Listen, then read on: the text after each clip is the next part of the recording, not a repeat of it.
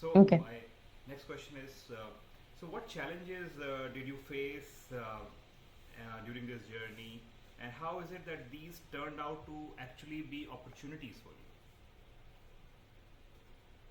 Okay. So the challenges I faced are like different types of challenges. It's not like only one type of challenge. Of course, you face the challenge when you join any organization. There is always a resistance for a newcomer to come in. So that was a challenge I faced in almost all the firms that I have joined. And but I have realized that slowly, when you kind of show your worth or you show your like what do you know, what you bring to the table, people kind of soften up to you, and that's the reason as you grow older in your professional career, you tend to not uh, jump jobs too quickly, and that kind of being wise is what I would say, because at certain point in time, if you keep jumping the jobs, you tend to give an impression that you cannot work with anybody. So that is something which I have learned, that you need to face it head on. Whatever it is, there will always be resistance. There will always be some kind of because they don't know you, you don't know them. So it's like it's the fear of the unknown, which always bothers the person. So yeah, as you kind of spend more time in the organization, it kind of helps you. Uh, you also get more opportunities, and then people also kind of soften up to you. So those are the challenges. Plus, of course, the industry itself. If you talk about the challenges the industry throws at you, is too much of price sensitivity, which exists, and it exists across the board. So it's like the in India, over the last 5, 6, 7 years only, we have started seeing a better professionalism in the sector compared to what it used to be when I started out after college. Because that time also it was very few niche jobs which you could do. And now the sector has opened up after the advent of RERA, and the requirement of being most of the organizations, even the developer firms which are getting listed, they are also trying to get a corporate environment into their organizations, which has helped professionals like us to kind of um, behave like professionals and not just be an employee of say some proprietor. So even so I've seen that change, and the challenge initially was also to kind of make them understand that how to have that professional attitude. But so slowly it is changing. I wouldn't say that everything has changed. Again, the price sensitivity, from the price sensitivity point of view, there is definitely a lot of challenge we face. See, there is competition, and of course, it is not only one kind of job. Lot of people, lot of firms will be doing. Like there are multiple IPCs that exist. JLL is being one, and there is CBRE, then there is Cushman Wakefield, Knight Frank. So all these companies, they pit against the same projects. They pit against the same RFPs. But where it comes to the quality, uh, of course, I would like to say that JLL definitely gives the best quality. Uh, Other firms have their own focuses. JLL has a focus on quality. So we try to kind of always focus on that, and we do not solicit any information which is given to us, and we give a very honest opinion about the industry, about the profession, and what the that sometimes helps the clients take the right business decisions, than to just be swayed by some numbers here and there, which will eventually not help them. So we try to give them the real picture out there in the market, and even if it is at the cost of not making the client happy, which is our job as professionals, to give them the right and honest opinion. So we focus on that, and JLL as a company, as a culture, that's what our focus is always there. Of course, we are client centric in a way that we try to also see how and when we can help educate the client at what point in time. So we believe in relationship building. So even if a particular project is not coming to us at that point in time, but we would try to still be very persistent with them. So sometimes because of the price sensitivity, we may not get the project because we focus on quality. So maybe our price is a little higher, but I would say that ultimately the client sees the value in it, and that's when they, a lot of times they have come back to us and saying that it was a very bad decision of theirs, which they have given to some other firm and it backfired them. And it was like it recently happened with me last year, one of the clients, and we were negotiating on a certain feasibility fees, and it was not a lot of difference between the two of us. And then still the client went with L1, and it took them 7 8 months to conclude a feasibility study exercise, which is usually concluded in 4 to 5 weeks. uh, yeah. So, and the client ultimately was like, I am the one who's sitting there and telling them, this is, you have to write this in the report. So it was very, I would, it was heartening to see that he's valuing what I was trying to tell him. But at the same time, I never got the project. So, but I'm still trying to be having that relationship with the client. So that is something which we are always looking forward to. And yeah, these are the challenges. And then this is how we try to kind of go around the challenge and wait for it, I would say. Right. Wait So for it to come. wonderful. Yeah. So now that we know that you love challenges, so Yeah. tell us what client challenges do you most frequently come across? Client challenges are mostly price related. They know the quality will come, but they don't want to pay.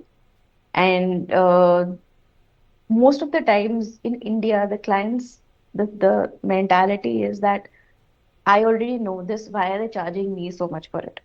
Then why are So they it's getting it? not about, yeah, it's like everybody knows everything in this.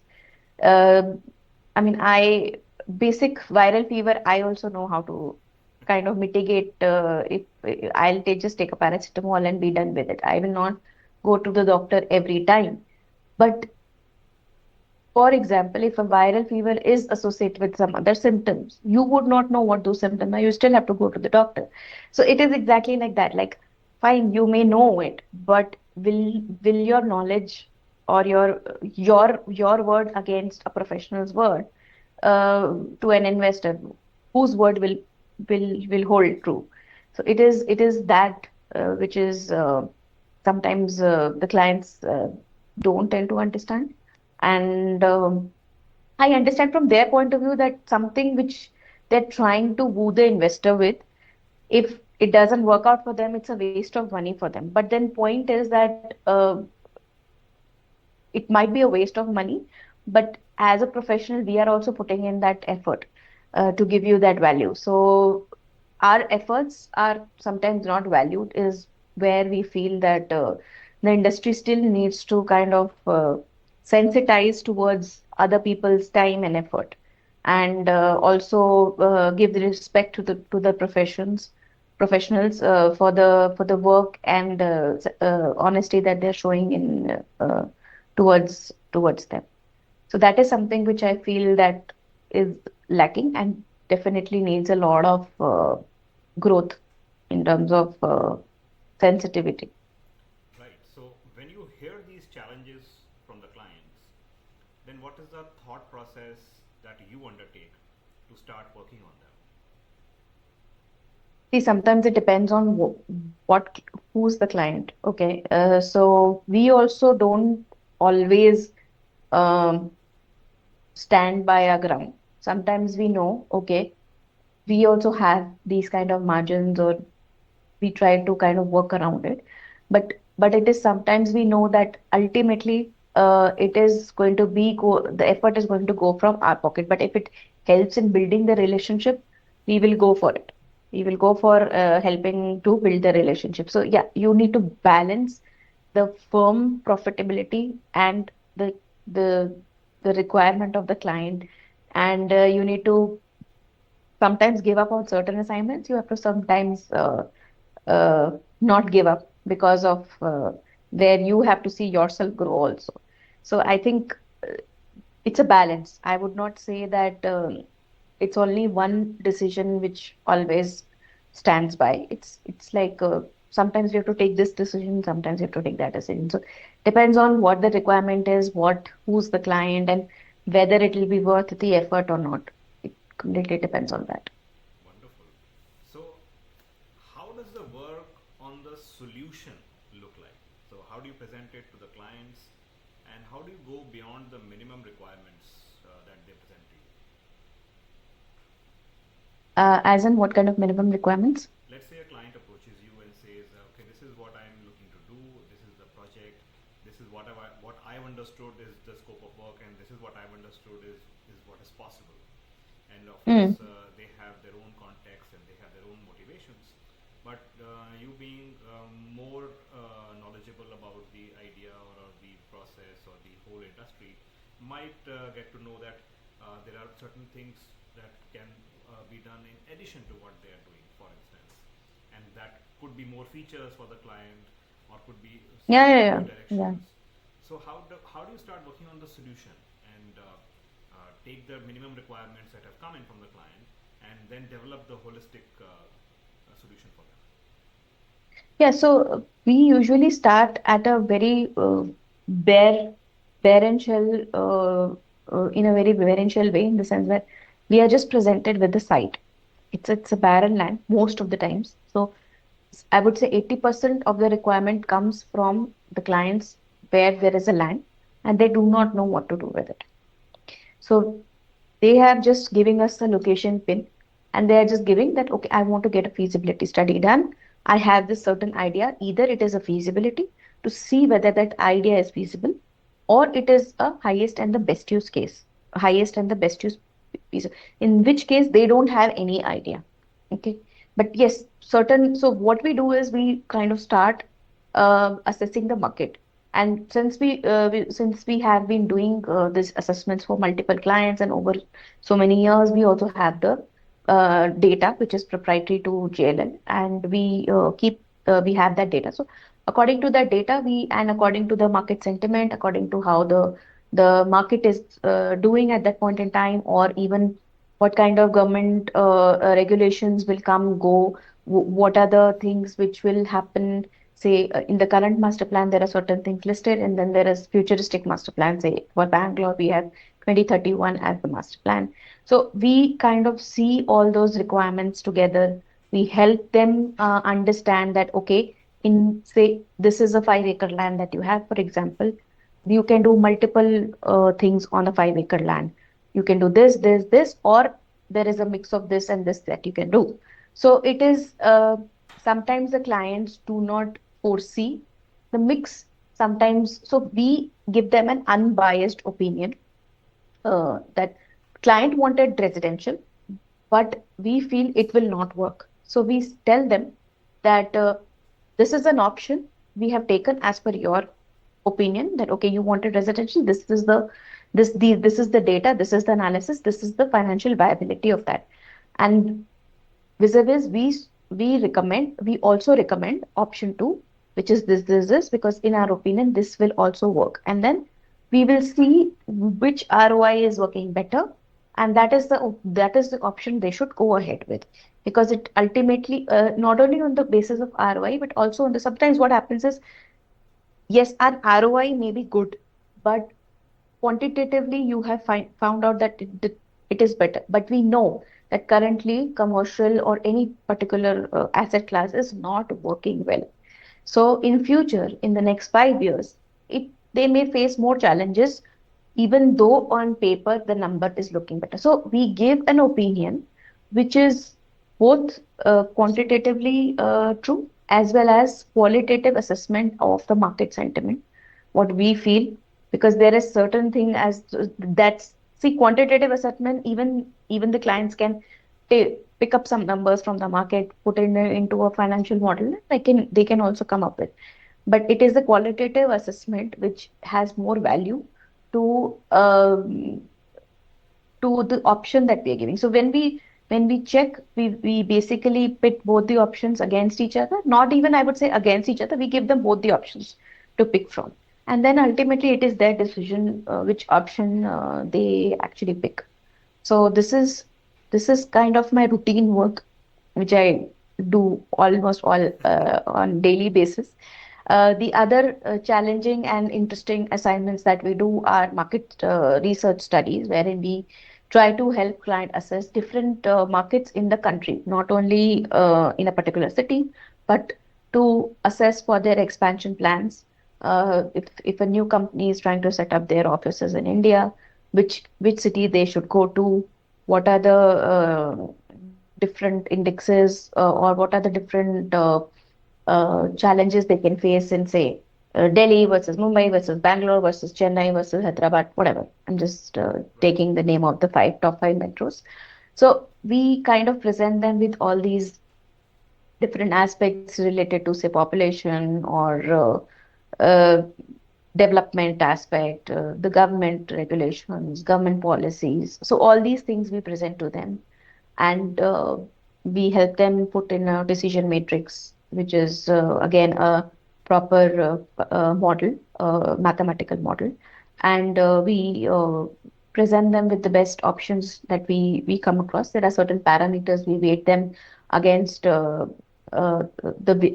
is weighted average given to the weighted weights given to these parameters, and then a weighted average decision is taken out according to the parameters and everything, how much weights we have given to each of the parameters.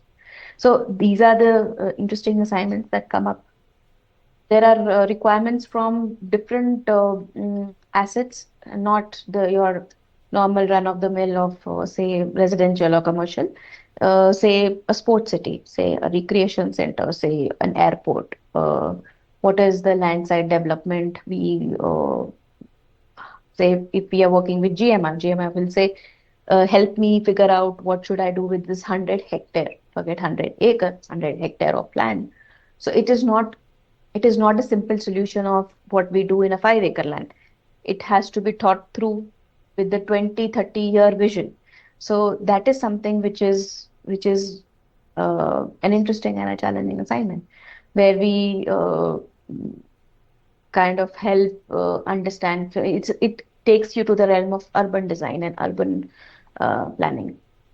So yeah, I mean, those are the things that we take up. We work with government. We uh, work with the different agencies of government, like public sector, public sector, and pure government. So we are working with multiple stakeholders, multiple types of clients in the industry, landowners, developers, wherein developers are only JD partners, and then there is a landowner, and investors trying to, family offices trying to fund different projects.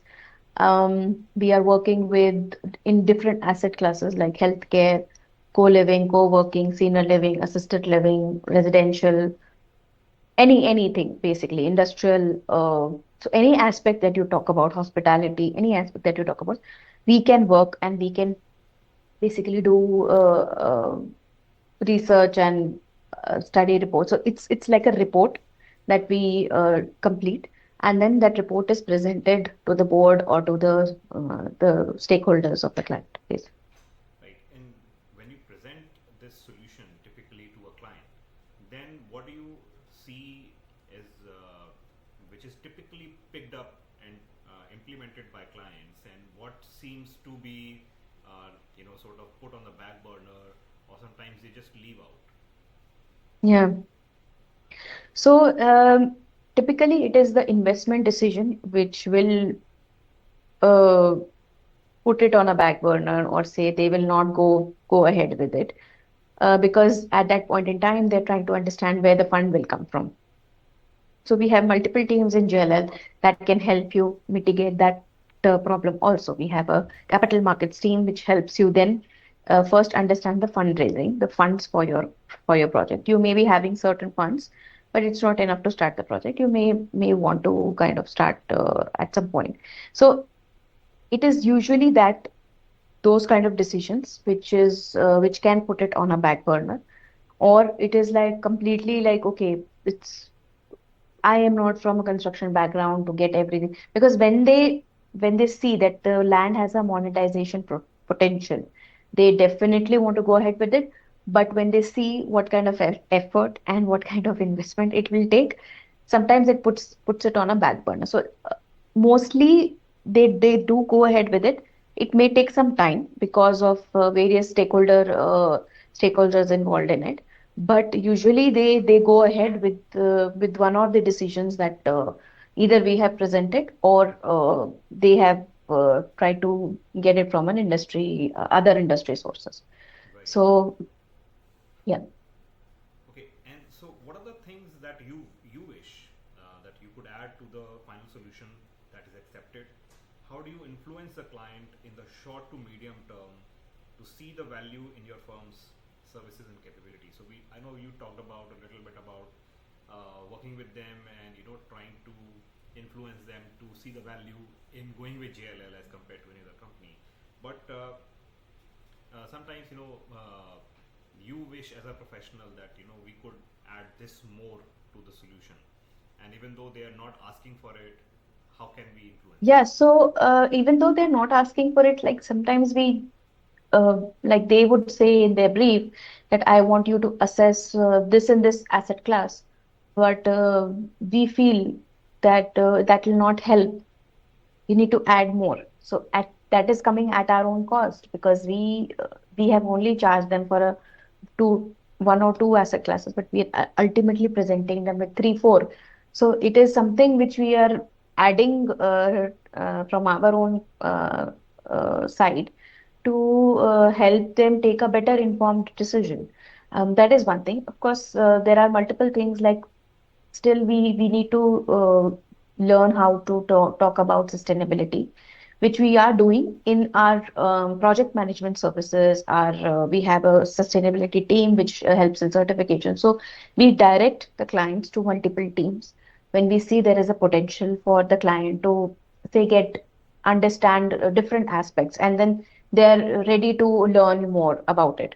So because not most of the clients really do not care still, which is I would say surprising. Although they would want to do it because of their end customers or their end occupiers, but it is not their it is not coming from within that I should do it as a informed citizen, or even a person, a human being. So it's sometimes it's sometimes so ultimately it comes down to you have to present all your ideas, but what the client wants, sometimes you have to back out of certain things, because you don't want to intimidate them with too much stuff which they are not ready looking to hear from you. So that is another thing that we kind of see, that okay, whether, and if there are clients who are looking, so everybody wants sustainable assets these days. Nobody is really b- uh, be it because of the investment decisions, be it because the investor wants it, be it because the occupier wants it, but everybody ultimately has to reach there. So we also are going towards it. We can do slightly better, which we are also trying to do. But definitely, that is something which we also try to tell them that, okay, if you do not spend this much, then the value that you will get will not be that much. So it's it's it's it's like they look at upfront costs, but we look at long-term gains. So it is exactly how even a green building, or when we are giving a green building costing to a client, that's how they also, I mean, that's how the client perceives it, that okay, if it's a green building, okay, I'll have to put in more effort or more money into putting in these LED bulbs, or say better equipped HVAC systems. But ultimately, it's the reduction in their operational costs which will help them in long run. So now, even with technology, a lot of things are coming up which or also helping the clients to uh, as in all these new techniques which are coming up in green building design are also helping reducing the cost. So that is also good encouragement for the clients to really go ahead and take it up. So I think these are the solutions that we provide to them. We talk to them about it, and we tell them that if you have to make a grade A building, so it's we don't really go ahead and tell them about say you need to take this certification versus that certification. We tell them that you need to make a grade A building, and to make a grade A building, these are the requirements that you have to fulfill, which will help you get better occupiers and help you better get better rents in future. So this is the kind of inputs that we kind of give to our clients when it comes to, and this they are not looking for it, but we are giving it to them because they it will help them benefit in future. So it helps in your relationship building. It also helps in your own, I mean, your own growth as a professional, that you are giving the right solutions to the client. And sometimes they may not see the value in that right away, but Yeah, you have to yeah, work with them over some time and keep educating them, yeah, like you said earlier, that this is what is yeah. right for you and this is what you need to do. And they may still have questions and they may still need to talk to their stakeholders and come back to you. And so you become Mm. that kind that trusted confidant Yeah, who can advise them. yeah. So when coming to JLL, what can a client expect and what is it that you don't do? We don't change numbers based on clients' whims and fancies. So if a client is saying, I want to sell this land, put this value, we will not do that.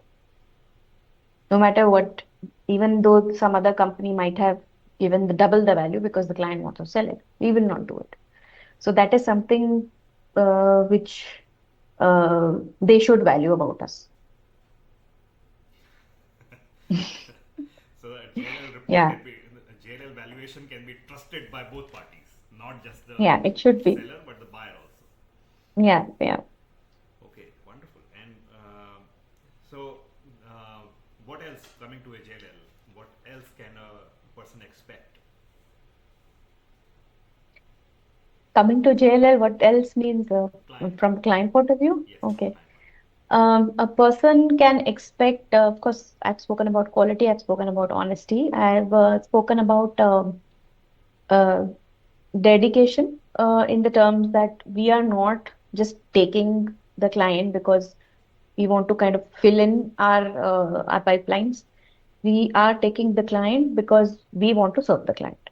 So it is about that. And uh, at least for me myself, I can say this, that if I am taking a call of a client, then I intend to serve the client at, maybe it's right, wrong, I don't know, but I always take clients' call. And if I'm not able to take, I always kind of revert back. Whatever the answer is, I always revert back. At least with me, I have made that point that I am here to serve, so I will serve. So that is something which, and this is my clients have in the past appreciated this promptness, and so I have seen this in a lot of my colleagues in JLL. Um, the kind of promptness and the kind of dedication they show towards the clients. Right. So, what is the Because sometimes it's not about, see, sometimes it's not about, okay, the same thing I'm getting from someone else. Fine, you can get similar reports. I'm not contesting on that. And the other firms are also equally equipped and equally doing well. But uh, at least from my own experience, I have seen my clients coming back to me and saying XYZ was not as prompt as I would expect them. Because clients, when they want to talk to you, they want to talk to you. I'm not saying that, yes, you give your heart and soul and your personal life also to them, but at least that, in my opinion, helps you build that relationship. And I do that. Somebody wants to do it, somebody doesn't want to do it, it's a personal choice also. But I do that, so I would continue to do that, is what I feel. So that is something, yes, we give them a vision. We don't give them a immediate solution to say a plumbing pipe is leaking here. I'll just go and put M-seal. That's an immediate solution. But yes, the vision would be कि ये पूरे panel को निकाल के आपको तोड़ना पड़ेगा. There is a pipe burst there which needs to be rectified. You need to take out this pipe. Now the client like इसमें बहुत खर्चा है मैं JLL के पास अरे यार एमसील लगा दे. So it is see we are telling them कि वो एमसील से नहीं ठीक होगा अभी ठीक हो सकता है 10 दिन बाद फिर से फटने वाला है but then again you need to kind of so that this is what we provide. We may provide a longer visionary solution, but they may not be looking for that. But again, it is what we are trained to provide. Yeah, And you're quite successful at that, including yourself personally. So, I don't know. well, you are. So, what according to you is the biggest ingredient for success?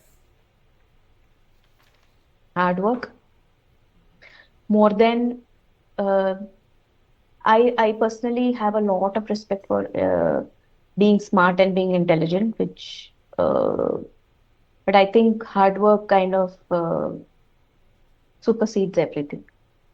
You might be very smart, you might be very intelligent, you might be giving uh, but if you're not hardworking, if you're not persistent, you will not get to where you want to go to. So I think that is for me, that is and I do a lot of hard work. I that's why I'm saying that success is again very based on your perception. That I feel that the amount of hard work I do, I don't get success as much, but but somebody would see it otherwise. So that's completely up to them. So yeah. Wonderful. So, can you walk us through a typical project and your approach towards its planning and cost considerations? Cost I may not be able to reveal because it completely depends on the scope of work that even a small, say, any assignment, say a 2 acre land, typical assignments I've already explained, like if it's a 5 acre land parcel or a 2 acre land, any land parcel, we do a highest and best use study on that. We start mapping the market, we start collecting data on the market. What are the latest transactions that have happened in the market? What are the infrastructure developments in the market, what kind of market it is, whether it's industry heavy, whether it's office heavy, whether it's residential heavy, whether it's other asset classes, what are the catchment areas. Uh, those are the typical things that we basically look into and then come up to a solution of okay, on this parcel, what can work best from the bylaws point of view, from the point of view of how much you can build, from the point of view of what will work in the market in the next coming 2 to 3 years. So that is something which is like a typical assignment for us, and it completely depends on the scope of work that we have in that, and we charge according to that. Right. And what about the human considerations? So, how do you put together a group of people, both from within and from outside the company, to work together on a client solution? Yeah, so that definitely being in a bigger organizations, there are sometimes challenges to that to put all the stakeholders. But yeah, I mean, when we have already got the project, the intentions are always to get it to the I'm just right. interrupting. It's almost 12, so if it gets Okay, disconnected, the second link on your email is where you will have to huh? click again. Okay, So, okay, should we done. do that right away? Yeah, चलिए इसी Yeah, में I think we should do that. कर I लेते think we should just do that. हैं.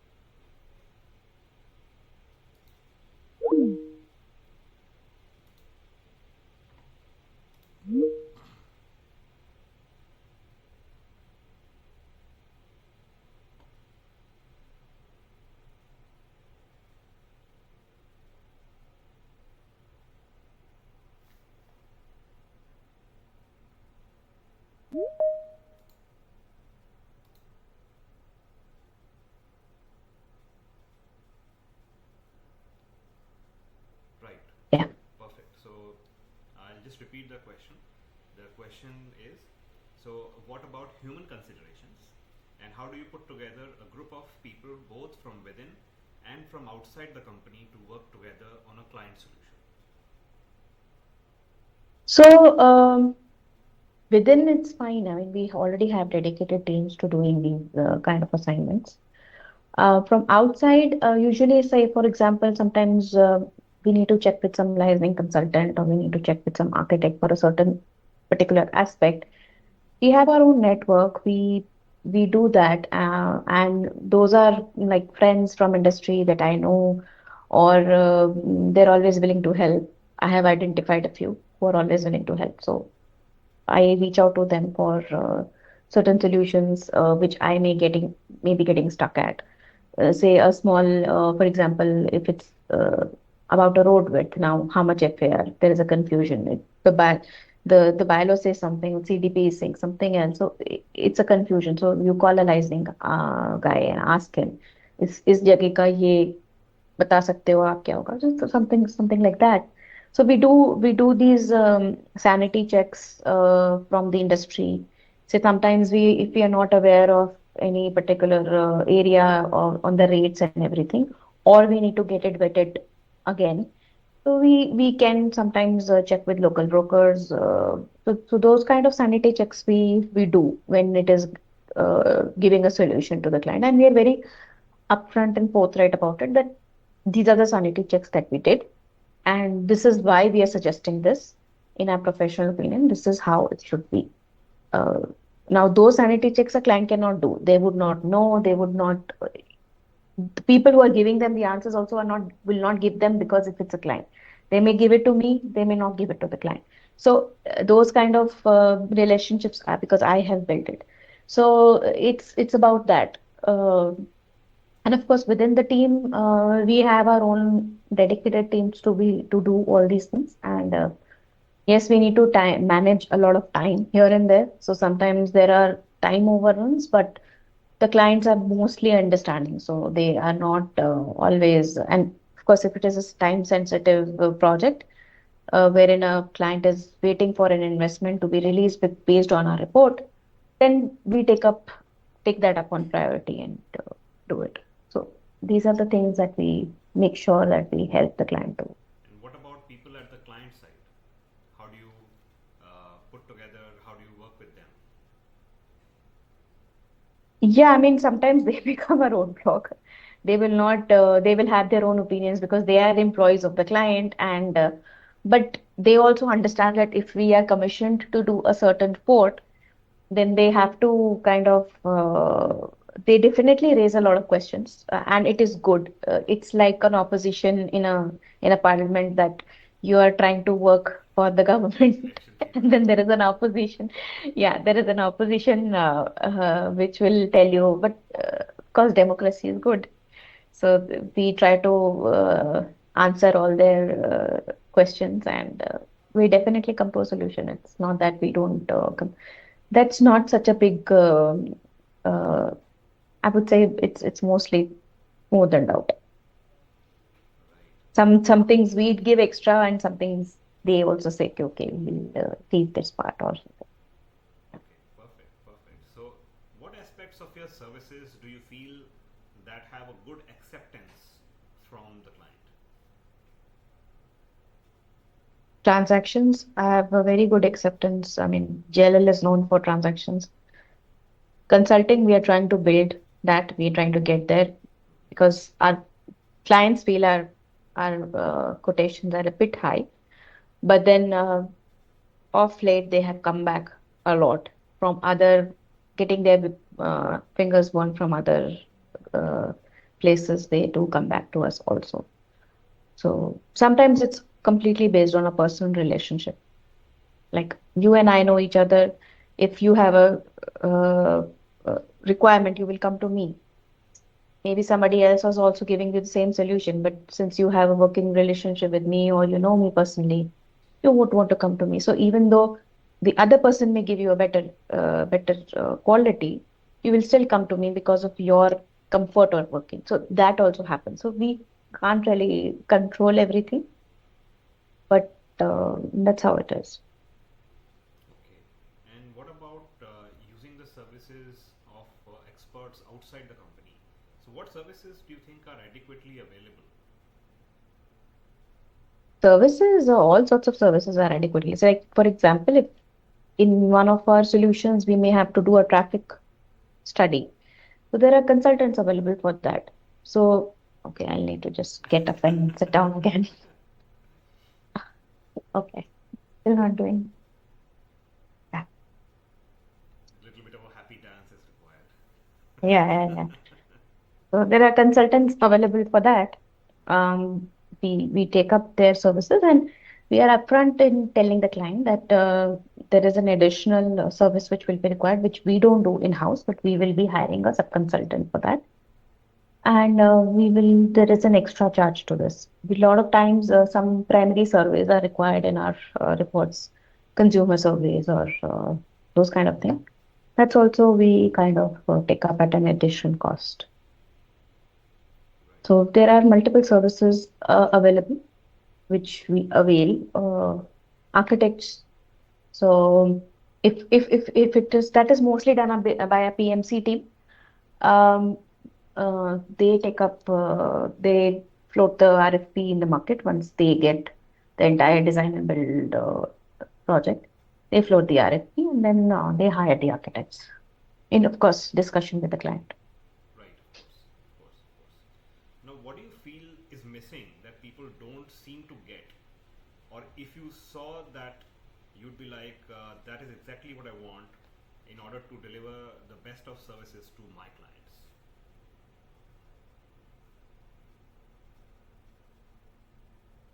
What is missing? Okay, there could be multiple things, aspects to this question. Um, See, missing is the data, the authenticity of the data. Like in other countries, you do get a very authentic data. It's publicly available. In India, it is not like that. So that is something which will, like for example, we haven't even got the census done for the last 12 years. That is a very big uh, problem for us because we are not getting authentic numbers. We can't rely on one report. There are 10 types of reports which will give you 10 different figures. So what to rely on? So if data availability, like we have clients who come from US, they don't understand a range of value. Like for example, I tell them that this particular land parcel, the range will be from 10,000 rupees to 20,000 rupees. For them, it is a very big range. Yeah, If they will say, what do you mean by 10,000 to 20,000? A range can be 10,000 to 11,000. It can't be from 10,000 to 20,000. But in India, that's how it works. Somebody will quote 15,000, other one will quote 10,000. This third person will say 18,000. So for them to kind of circumvent this entire problem, it becomes very difficult for foreign clients to understand that why a certain because it's all speculative in India. Okay, the land value is very, very speculative, and everything is driven because of the land value these days. We are seeing that the room sizes are getting smaller and smaller and smaller. The other day, my mother was asking me, nowadays you don't get lavish rooms. I said, because the land prices are high. She will not understand the connection between land price and the room size, but that is what the connection is because you cannot, there is a value, there is a cost to the FSI, there is a cost to uh, getting more FSI. So you can't really have a bigger room size these days, no matter how much you try. The developers tend will have a 25 to 30% of difference in their carpet area versus super built up area because how else are they going to make profit? Okay, and everything, the cost of construction has increased, the land values have increased. So it is all connected. So this is something which is the land prices, escalating land prices is a very big challenge. Second challenge is availability of data. authentic data in the Right. country. So, is there like a wish list, if I may, that you have, uh, of what should happen that would be wonderful, that allows your company to deliver services faster, better, cheaper, anything and everything you can think of, so just a wish list of what should happen and Of course, data is one thing. Availability of data is another thing. Data itself, the authenticity of the data is one thing. Availability of it. Then a better skilled professionals who understand the requirement. So the challenge is that we train a lot of people. They come as freshers. We train them and then they just go. So I understand it's individualism also here we are treading into, but it also will help in mitigating a lot of time overruns, because it a lot of times it is the continued so kids these days are getting skilled, but their attention spans are very, very less. So it is something which I would definitely want a better skilled personnel, or at least even if they're a fresher, the the focus and the dedication should be there. That is something which we would want to have. To do away with any kind of politics, of course, which will help you do your work faster. And yeah, So I mean, I can't think of more things right now, but yeah, data the is one. the So let new me help you. Data is yeah one. Then you said skill set. skill set, people, and so basically data availability, quality, reliability, all of that. Yeah, Then people, yeah, their training level, their individual yeah. ambitions or training, Use of people, technology, like right? we are also JLL is actually one of the better ones to use technology, but we have our in-house GIS software and everything, and we are using those things to kind of give solutions to the clients, which other firms are still not there yet. So use of technology, but definitely we can do better at it. Availability of more mm, technically uh, I mean, technical people who understand the requirements better, and not just college graduates who are just looking at making money very fast. Right. So that unless I personally feel, and completely my personal opinion, it may or may not be true, that if you are a technical person, if you have a technical background, your honesty to your profession is far better than otherwise. Right. So I think everybody should train themselves in a way to do something technical in the field that they're working. So that honesty and that because then you start respecting the product itself.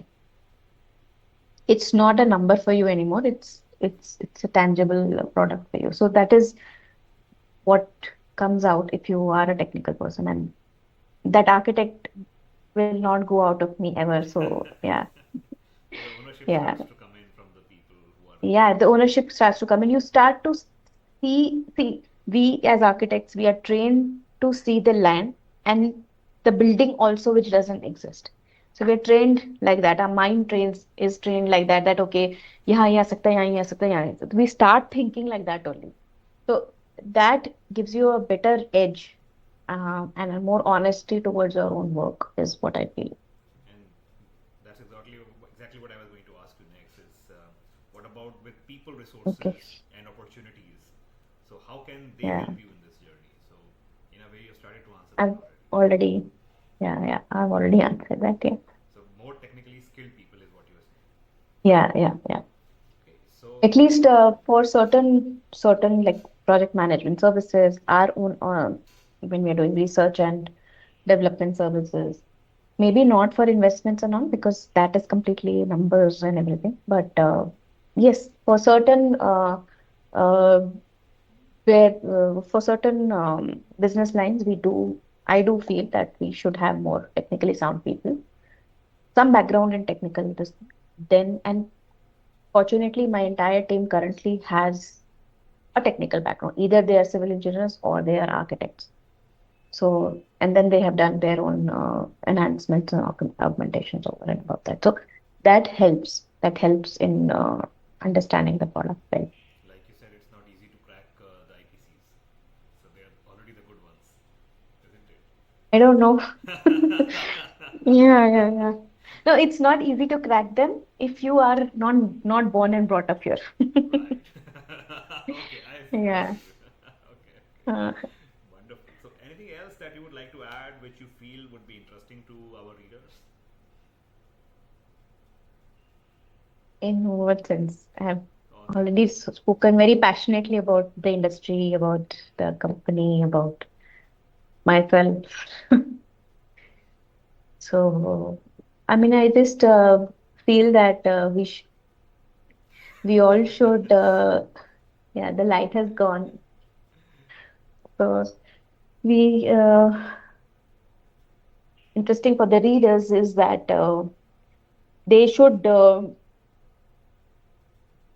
What kind of readers will these be? If you can help me, then I would see, most of these be readers more are going specific. to be like your future clients, your existing clients. They will be developers, they will be high net worth individuals who are looking to make investments or who are already invested and they're looking to manage their properties. They would be also architects, so they would be also facility managers. Um, Mm-hmm. so all sorts of people who are interested in the built environment and who are interested in JLL services. From Mm. all that you have talked about, from your personal journey to what all it is that JLL does, and how you think about it, how you know face challenges and how you solve them. It's been wonderful. Yeah. So basically, what I can say to the readers and different stakeholders of the industry is that JLL, like myself, uh, provides a very holistic approach towards the entire process. Since I would associate, I'm giving my own analogy because I have done multiple things in the same industry and then come to a strategy position where I feel confident in giving those kind of solutions which help in business decision making. Similarly is with JLL, like we start the journey from consulting where there is nothing on the land to what we should do with the land to facility management, which is like you've done everything and now we are facilitating, helping you in facilitating the upkeep of of your asset.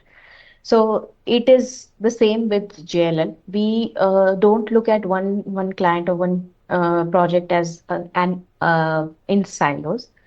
It there is always an intent that we can help the client to take him to the entire project life cycle, starting from your land, a barren land, to helping you prepare that asset, build that asset, and upkeep that asset. So that is something which is the full life cycle is what we provide. Yeah, I would like to say that it's one JLL. Oh, that's I've got the catchphrase right there. One JLL. Yeah, okay. So that's a wonderful addition. Best comes in the end, you know. So, well, Yeah. Sakshi, thank you so much for spending this time with me and talking to all the people out there. And I wish you all the best for more power to you, more success to you, and to the Thank One you so JLL. much. So, Thank you so much, Anupam. And thank you for giving me this opportunity to help translate my feelings and thoughts about the profession and myself and the company to across to the various stakeholders involved in the industry. And would love to work with you also in future if we get an opportunity. absolutely, absolutely.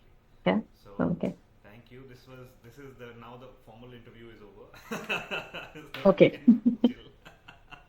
Okay. Great. So good. So thank you so much. बहुत time ले लिया मैंने आपका 12:15 से उठ के It's okay. है ना. So ठीक है. I've been trying to push it. So I think now it was high time I had told you to do this. So yeah. no, it's a good. We got a lot of good insights, and it will take some time. Obviously, पूरा हम इसको we are collecting a lot of conversations, and पूरा इसका editing होगा, इसका transcription होगा, and Hmm. we'll abridge it a little bit. No, no, definitely. I'm sure I'm not a pro at it, so I don't know No, how to give interviews. that's why we are Yeah. not doing the video part, because then it becomes Uh, disruptive. कहीं से तोड़ के कैसे जोड़ दिया